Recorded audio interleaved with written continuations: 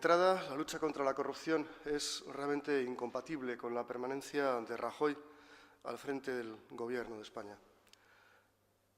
Es incompatible la presencia de Rajoy por más tiempo porque es el responsable político de la gran corrupción que ha acontecido en el Partido Popular en los últimos años. Por tanto, su presencia al frente de Gobierno y su posible continuidad sería realmente una contradicción y un bloqueo de cara a iniciar una profunda regeneración acompañada de medidas radicales para combatir y acabar con la corrupción en este país. Me parecía importante hacer esta primera salvedad porque, si no, realmente se produciría una incoherencia en este proceso. En segundo lugar, hemos de reconocer que se ha iniciado el 20 de diciembre un nuevo ciclo político en el país y, en ese ciclo político, la lucha contra la corrupción forma parte de la necesidad urgente de una regeneración democrática de la vida política y de la vida institucional. Por tanto, la regeneración se enmarca en un proyecto más amplio, más exigente, de regeneración de la vida democrática en el país. La corrupción ha producido, como todo el mundo sabe, la desafección y la desconfianza de la ciudadanía hacia el sistema democrático, el descrédito de las instituciones y graves daños y perjuicios económicos al país. Para combatir la corrupción, desde el punto de vista del Partido Socialista, se debería actuar en 5 frentes. Los enumero. 1, actuar desde la transparencia. Segundo frente es el respeto a la división de poderes, ejecutivo, legislativo, judicial. En tercer lugar, un Parlamento fuerte y representativo, no un Parlamento secuestrado, como ha estado durante 4 años, sin poder realizar sus funciones de control sobre el Gobierno, de investigación, etcétera.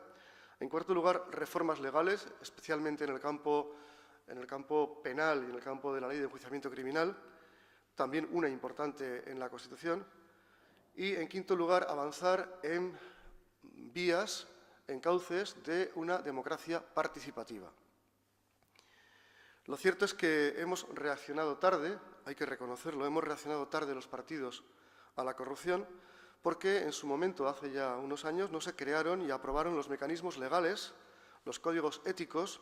y un fortalecimiento del Estado de Derecho para prevenir a tiempo y castigar la corrupción.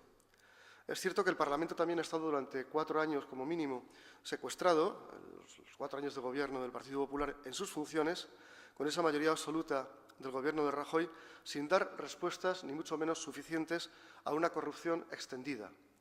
No se han aprobado modificaciones legislativas, no se permitieron abordar ninguna comisión de investigación, no se trató realmente de la reforma del reglamento del Congreso, no se aprobó en debida profundidad y con las debidas características una ley de transparencia, etcétera.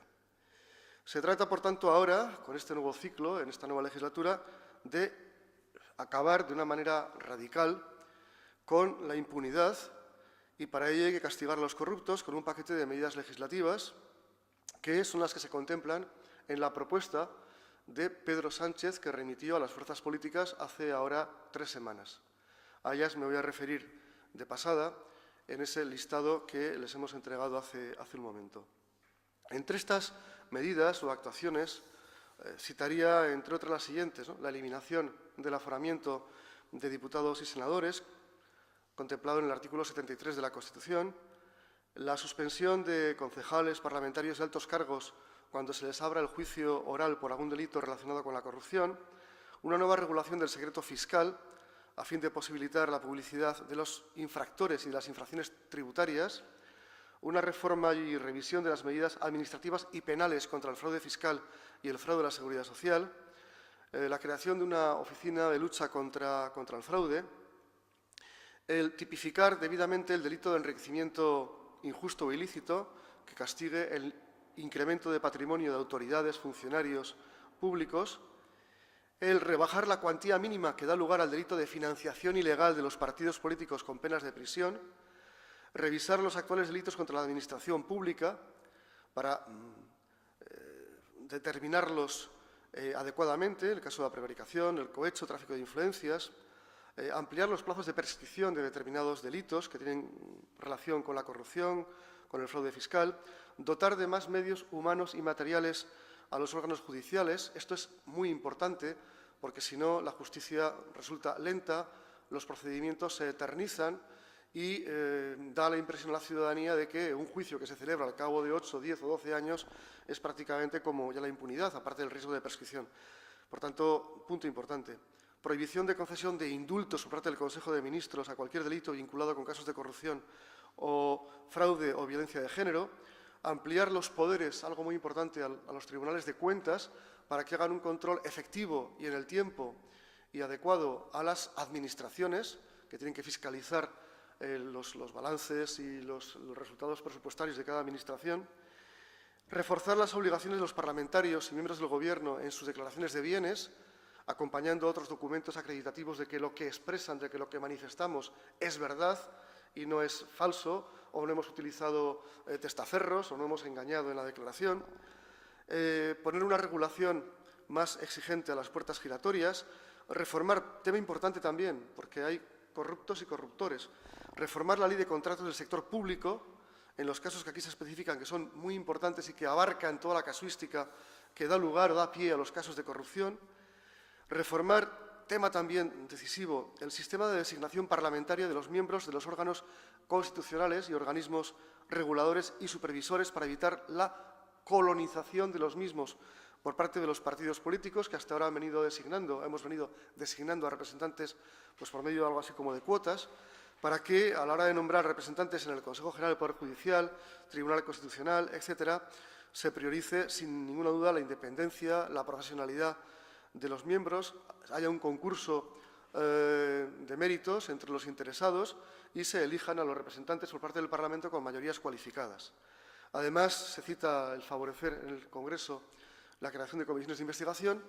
y también, como no, modificar la Ley de Transparencia en múltiples aspectos que están recogidos en el documento de Pedro Sánchez. Por tanto, estas son las medidas. Son 41 medidas, aquí únicamente aparecen citadas 18, que en realidad son más de 18, porque cada punto entraña distintas actuaciones en esos 5 ejes que antes he definido. Es un plan realmente muy exigente y muy radical y ya nos gustaría a toda la ciudadanía y a todos los demócratas que con la máxima celeridad estas medidas, estas disposiciones se llevaran a efecto. Falta una que no tiene carácter legal, pero que tengo que citar también, que es un código ético para aprobar y ser aplicado y seguido por congresistas y senadores en las Cortes. Carecemos de un código ético, lo mismo que también será importante la reforma del reglamento del Congreso para que se pueda producir una recuperación del papel efectivo del Congreso sobre el control al Gobierno, la rendición de cuentas, la creación de comisiones de investigación, en las comparecencias del Gobierno para dar cuentas, etcétera. Y finalizo. Evidentemente, estas actuaciones,